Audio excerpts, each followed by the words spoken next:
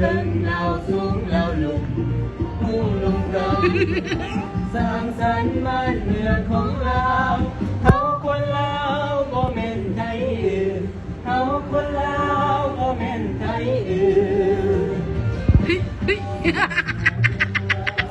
สาลาวดินแดนสาลาวเฮาโอ้ยอย่าได้แต่เย่เขาคงพันพวกที่มา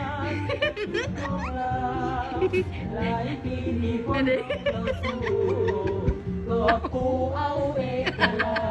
ชสันติภาพไม่เป็นดินเขาคนลาวบ่เป็นไทยเขาคนลาวบ่เป็นไทย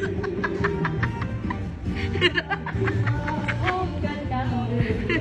เดินหยิบเดินสร้างความปองดองเอาลาวเผาได้เนาะเอามาดิห่วงเห็นเอาไว้เป็นตาห่วงเห็นเอาไว้เป็นตามาพบกันเข้าสู่เอาลาวเลยเอาคนลาวบ่แม่นไทยเอาคนลาวบ่แม่นไทย